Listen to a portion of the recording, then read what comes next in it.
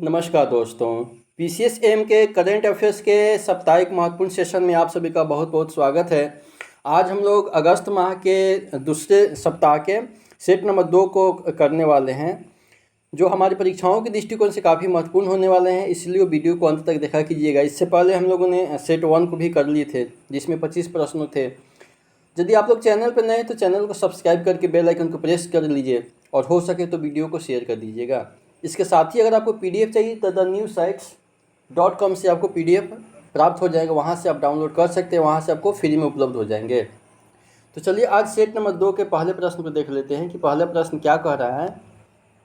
I hope कि आपको प्रश्न सभी अच्छे लगते होंगे, क्योंकि कोई इधर उधर से हमारे प्रश्न नहीं हैं। द हिंदू, इंडियन एक्सप्रेस और पीआईबी जितने भी गवर्नमेंट साइट है वहाँ से प्रश्न उठाए जाते हैं, ठीक है। तो चलिए पहला प्रश्न क्या कह रहा है कि डॉक्टर जितेंद्र सिंह ने हाल ही में कौन सी उल्लेखनीय पुस्तक का विमोचन किया है, ठीक है। तो ऑप्शन ए है कि भारत की अंतरिक्ष यात्रा, या फिर ऑप्शन बी है पायनियर्स ऑफ इंडिया, या फिर ऑप्शन सी है भारतीय विज्ञान के चैंपियन, या फिर ऑप्शन डी है आधुनिक भारत के नव प्रवर्तक। कौन से पुस्तक का विमोचन जो है अभी हाल ही में डॉक्टर जितेंद्र सिंह के द्वारा किया गया है।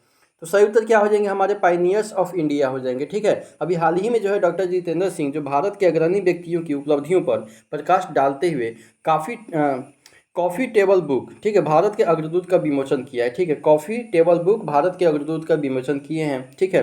तो डॉक्टर जितेंद्र सिंह का नाम याद रखना है, साथ ही आपको पायनियर्स ऑफ इंडिया का भी नाम आपको याद रखना है। अगला प्रश्न है कि हाल ही में जो है किस संगठन ने भारत के पहले ओलंपिक स्वर्ण पदक विजेता अभिनव बिंद्रा को जो है ओलंपिक ऑर्डर से सम्मानित किए हैं। तो ऑप्शन ए है अंतर्राष्ट्रीय ओलंपिक समिति के द्वारा, या फिर ऑप्शन बी है भारतीय ओलंपिक संघ, या फिर ऑप्शन सी है युवा मामले और खेल मंत्रालय, या फिर ऑप्शन डी हो जाएंगे यूनाइटेड वर्ल्ड रेसलिंग के द्वारा। तो सही उत्तर क्या हो जाएंगे, हमारे सही उत्तर हो जाएंगे अंतर्राष्ट्रीय ओलंपिक समिति हो जाएंगे, ठीक है। अभी हाल ही में जो है अंतर्राष्ट्रीय ओलंपिक समिति के द्वारा अभिनव बिंद्रा को ओलंपिक आंदोलन में उनके योगदान के लिए जो है ओलंपिक ऑर्डर से सम्मानित किया गया है, यह आपको याद रखना है। अगला प्रश्न है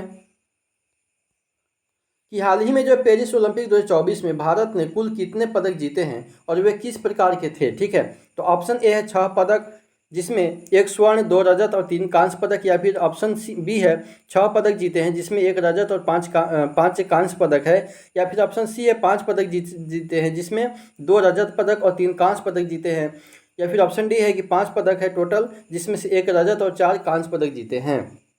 तो सही उत्तर क्या हो जाएंगे, हमारे 6 पदक हो जाएंगे, ठीक है। 6 पदक में 1 रजत और 5 कांस्य पदक जीते हैं, ठीक है। 6 पदक टोटल जीते हैं जिसमें से 1 रजत, 5 जो है कांस्य पदक जीते हैं। इस बार जो है गोल्ड मेडल एक भी नहीं आए हैं, तो ये आपको याद रखना है, ठीक है। कमेंट बॉक्स में आपको बताना है कि इस बार जो पेरिस ओलंपिक हुआ है उसमें हमारे भारत का रैंक कितना है, ठीक है, और प्रथम स्थान पे कौन से देश है। ओलंपिक से संबंधित हम स्पेशल वीडियो भी बनाए थे, यदि आप लोग उन वीडियो को नहीं देखे हैं तो उसको देख लीजिए, वहाँ पे सभी जानकारी दिए गए थे। चलिए अगला प्रश्न है कि हाल ही में बांग्लादेश के किस 2 उच्च पदस्थ अधिकारियों ने हाल ही में इस्तीफा दे दिए हैं, ठीक है। बांग्लादेश के किन दो उच्च पदस्थ अधिकारी, ठीक है, जिन्होंने अभी हाल ही में इस्तीफा दे दिए हैं। तो ऑप्शन ए है कि बांग्लादेश सुप्रीम कोर्ट के मुख्य न्यायाधीश और बांग्लादेश बैंक के गवर्नर, या फिर ऑप्शन बी है बांग्लादेश के प्रधानमंत्री और बांग्लादेश सुप्रीम कोर्ट के मुख्य न्यायाधीश, या फिर ऑप्शन सी है बांग्लादेश बैंक के गवर्नर और बांग्लादेश के वित्त मंत्री, या फिर ऑप्शन डी है बांग्लादेश सुप्रीम कोर्ट के मुख्य न्यायाधीश और संसद के अध्यक्ष, ठीक है। आपको बताना है कि इसमें से 2 उच्च अधिकारी कौन है जिन्होंने अभी हाल ही में इस्तीफा दिए हैं। तो सही उत्तर क्या हो जाएंगे, बांग्लादेश सुप्रीम कोर्ट के मुख्य न्यायाधीश और बांग्लादेश के बैंक गवर्नर हो जाएंगे, ठीक है। अभी हाल ही में बांग्लादेश सुप्रीम कोर्ट के मुख्य न्यायाधीश ओबैदुल हसन और बांग्लादेश बैंक के गवर्नर अब्दुल रऊफ तालुकदार दोनों ने इस्तीफा दे दिए हैं, ठीक है। ये दोनों नाम लोग नहीं याद रखे हैं, ज़्यादा करके शेख हसीना का नाम याद रखें, चूँकि उन्होंने इस्तीफा दे दिए बांग्लादेश के प्रधानमंत्री से, ठीक है। तो इनका भी नाम आपको याद रखना है, बांग्लादेश सुप्रीम कोर्ट के मुख्य न्यायाधीश और बांग्लादेश के बैंक के गवर्नर, ठीक है। इनका नाम क्या है, तो इनका नाम है ओबैदुल हसन, और बांग्लादेश के गवर्नर जो रह चुके हैं अब्दुल रऊफ तालुकदार, ये दोनों ने इस्तीफा दे दिए हैं। अगला प्रश्न है कि हाल ही में महिला एवं बाल विकास पर, ठीक है, महिला एवं बाल विकास पहल पर जो है राष्ट्रव्यापी बैठक की अध्यक्षता किसके द्वारा किया गया है। तो ऑप्शन ए है स्मृति ईरानी, या फिर ऑप्शन बी है निर्मला सीतारमण, या फिर ऑप्शन सी है अन्नपूर्णा देवी, या फिर ऑप्शन डी है एस जयशंकर। तो सही उत्तर क्या हो जाएंगे हमारे? अन्नपूर्णा देवी हो जाएंगे। ठीक है, अन्नपूर्णा देवी ने महिला एवं बाल विकास पहल पर जो है केंद्रीय राष्ट्रव्यापी बैठक की अध्यक्षता किए हैं। तो अन्नपूर्णा देवी का नाम आपको याद रखना है। अगला प्रश्न है कि हाल ही में जो है यूट्यूब की पूर्व सीईओ कौन थे? सुजान ओजास्की। ठीक है, हाल ही में जो है यूट्यूब के पूर्व सीईओ सुजान ओजास्की का 56 वर्ष की आयु में जो है निधन हो गया है। अपने कार्यकाल के दौरान उन्हें यूट्यूब में जो है निम्नलिखित में से किस प्रमुख पहल में उनकी महत्वपूर्ण भूमिका के लिए जाना जाता था? आजकल तो सब लोग यूट्यूब देखते हैं। तो चलिए, पहला ऑप्शन है कि यूट्यूब किड्स लॉन्च करना, या फिर ऑप्शन बी है यूट्यूब प्रीमियम पेश करना, या फिर ऑप्शन सी है यूट्यूब पार्टनर प्रोग्राम को लागू करना, या फिर ऑप्शन डी है उपरोक्त सभी को लागू करना। बताना है आपको कि इन सभी किस क्षेत्र से संबंधित है। सुजान वास्की ये कौन कौन से प्रोग्राम लॉन्च किए थे अपने जब सीईओ थे यूट्यूब के? सही उत्तर क्या हो जाएंगे हमारे? सही उत्तर हो जाएंगे उपरोक्त सभी। ठीक है, उपरोक्त सभी जो है सुजान वास्की ने यूट्यूब पर कई प्रमुख पहलों को लॉन्च करने में महत्वपूर्ण भूमिका निभाए थे, जिनमें यूट्यूब किड्स, यूट्यूब प्रीमियम और यूट्यूब पार्टनर प्रोग्राम शामिल है। ठीक है, इन पहलों ने प्लेटफॉर्म के विकास और सामग्री मुद्रीकरण रणनीतियों को महत्वपूर्ण रूप से आकार दिए हैं। तो ये आपको याद रखना है, सुजान वास्की का नाम आपको याद रखना है, यूट्यूब से संबंधित है। अगला प्रश्न कि हाल ही में भारत का पहला 24x7 24 घंटे चलने वाला जो है अनाज एटीएम कहाँ खोला गया है? ठीक है, 24 घंटे 7 दिन जो है सप्ताह में 24 घंटे खुला रहेगा। अनाज एटीएम कहाँ खोला गया है? तो ऑप्शन ए है भुवनेश्वर ओडिशा, या फिर ऑप्शन बी है मंचेश्वर ओडिशा, या फिर ऑप्शन सी है कटक ओडिशा, या फिर ऑप्शन डी है पुरी ओडिशा। तो सही उत्तर क्या हो जाएंगे हमारे? मंचेश्वर ओडिशा हो जाएंगे। ठीक है, मंचेश्वर ओडिशा में जो है 24 घंटे चलने वाला अनाज एटीएम खोला गया है, ये आपको याद रखना है। अगला प्रश्न है कि हाल ही में जो किस राज्य सरकार ने उपस्थिति पोर्टल लॉन्च किया है? उपस्थिति पोर्टल किसके द्वारा लॉन्च किया गया है? तो ऑप्शन ए है मध्य प्रदेश, या फिर ऑप्शन बी है छत्तीसगढ़, ऑप्शन सी है उत्तर प्रदेश, या फिर ऑप्शन डी है झारखंड के द्वारा। तो सही उत्तर क्या हो जाएंगे हमारे? छत्तीसगढ़ हो जाएंगे। ठीक है, छत्तीसगढ़ का नाम आपको याद रखना है, जिनके द्वारा जो है उपस्थिति पोर्टल लॉन्च किया गया है। अगला प्रश्न है कि हाल ही में भारतीय रिजर्व बैंक के द्वारा यानी आरबीआई के द्वारा जो है निर्धारित नई यूपीआई भुगतान सीमा क्या है? ठीक है, अभी आरबीआई जो है हाल ही में यूपीआई की नई भुगतान सीमा तय किया गया है, जो पिछली सीमा जो था 1 लाख से बढ़ा करके कर दिया गया था। तो ऑप्शन ए है 2 लाख कर दिया है, या फिर ऑप्शन बी है 3 लाख, या फिर ऑप्शन सी है 4 लाख, या फिर ऑप्शन डी है 5 लाख किया हुआ है। तो कितना किया हुआ है? तो सही उत्तर क्या हो जाएंगे हमारे? सही उत्तर 5 लाख हो जाएगी। ठीक है, अभी हाल ही में जो भारतीय रिजर्व बैंक के द्वारा यूपीआई की जो भुगतान सीमा था पहले 1 लाख रुपया था, अब 1 लाख से बढ़ा करके कितना कर दिया गया है? तो 5 लाख कर दिया गया है। अगला प्रश्न है कि हाल ही में जो पेरिस ओलंपिक 2024 में कांस्य पदक जीतने वाली भारतीय पुरुष हॉकी टीम का कप्तान कौन था? ठीक है, भारतीय पुरुष हॉकी टीम जो है कांस्य पदक जीते हैं, उनका कप्तान कौन था? तो option A Manpreet Singh, option B है हरमनप्रीत सिंह, या फिर ऑप्शन सी है रुपिंदर पाल सिंह, या फिर ऑप्शन डी है मनदीप सिंह। तो सही उत्तर क्या हो जाएंगे? हरमनप्रीत सिंह हो जाएंगे। ठीक है, हरमनप्रीत सिंह पेरिस ओलंपिक में जो है कांस्य पदक जीतने वाली भारतीय पुरुष हॉकी टीम का कप्तान थे। तो हरमनप्रीत सिंह का नाम आपको याद रखना है। अगला प्रश्न है कि हाल ही में जो है नई दिल्ली में 18वीं लोकसभा के नवनिर्वाचित सांसदों के लिए प्रबोधन कार्यक्रम का उद्घाटन जो है किसके द्वारा किया गया है? अभी हाल ही में जो 18वीं लोकसभा के नवनिर्वाचित सांसदों के लिए प्रबोधन कार्यक्रम का उद्घाटन किया गया है। अब किसके द्वारा किया गया है? तो ऑप्शन ए है प्रधानमंत्री नरेंद्र मोदी, या फिर ऑप्शन बी है राष्ट्रपति द्रौपदी मुर्मू, या फिर ऑप्शन सी है उपराष्ट्रपति जगदीप धनखड़, या फिर ऑप्शन डी है लोकसभा अध्यक्ष ओम बिरला के द्वारा। तो सही उत्तर क्या हो जाएंगे हमारे? लोकसभा अध्यक्ष ओम बिरला के द्वारा हो जाएंगे। ठीक है, अभी हाल ही में जो है 18वीं लोकसभा के नवनिर्वाचित सांसदों के लिए जो है प्रबोधन कार्यक्रम का उद्घाटन जो है लोकसभा अध्यक्ष ओम बिरला के द्वारा किया गया है। इनका नाम आपको याद रखना है।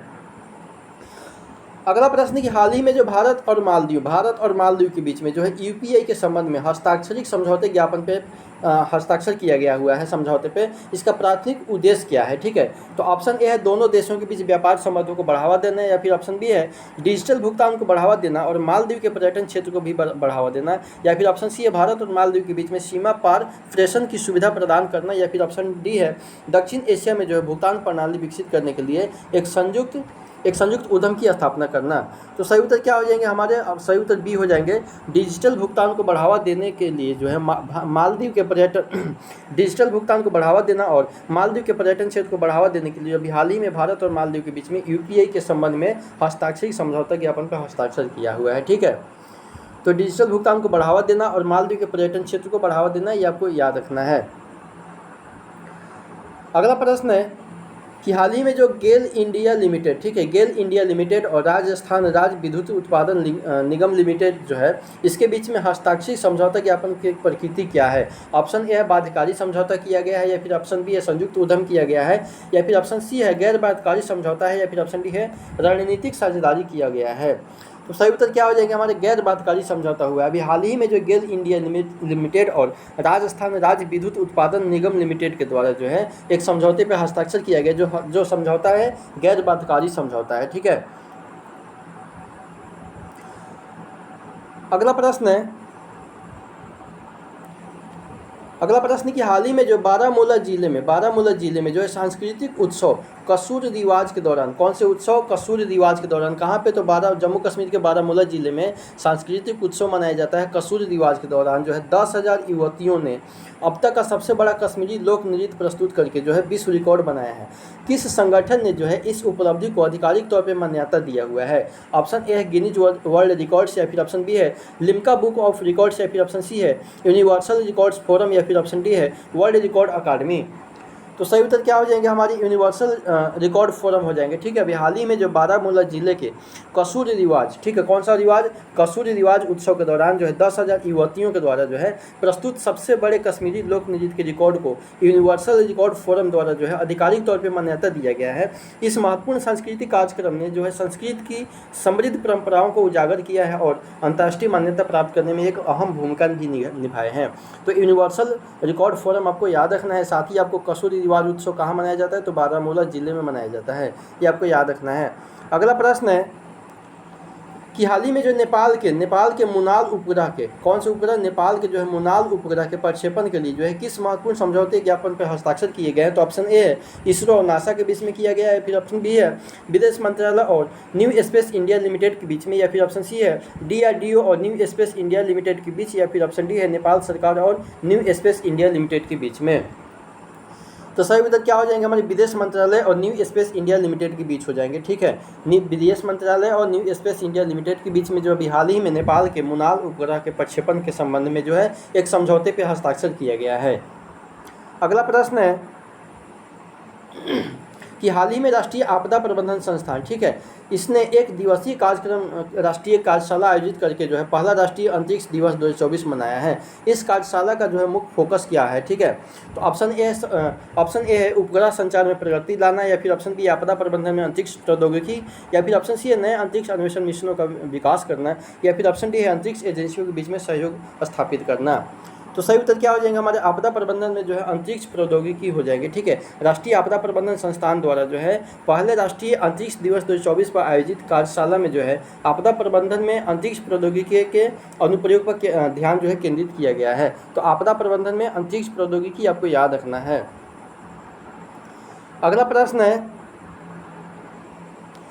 अगला प्रश्न कि टीवी सोमनाथन को जो है हाल ही में 2 साल की अवधि के लिए जो है भारत के कैबिनेट सचिव के रूप में नियुक्त किया गया था। निम्नलिखित में से कौन सी भूमिका जो है आमतौर पर कैबिनेट सचिव की जिम्मेदारियों से जुड़ा हुआ नहीं है? ठीक है, तो अभी कैबिनेट सचिव के रूप में किसे नियुक्त किया गया था 2 साल के लिए? तो टीवी सोमनाथन को नियुक्त किया गया था, ठीक है। ऑप्शन ए प्रधानमंत्री के प्रमुख सलाहकार के रूप में जो है कार्य करना कैबिनेट सचिव का काम नहीं है, या फिर सरकारी नीतियों के कार्यवाहन की देखरेख करना काम नहीं है उनका, या फिर ऑप्शन सी है कैबिनेट सचिवालय के प्रशासनिक प्रमुख के रूप में कार्य करना नहीं है, या फिर ऑप्शन डी है भारत के वित्त मंत्री के रूप में काम करना जो है कैबिनेट सचिव का नहीं है। तो इसमें से किसका कौन सा काम इनका नहीं है?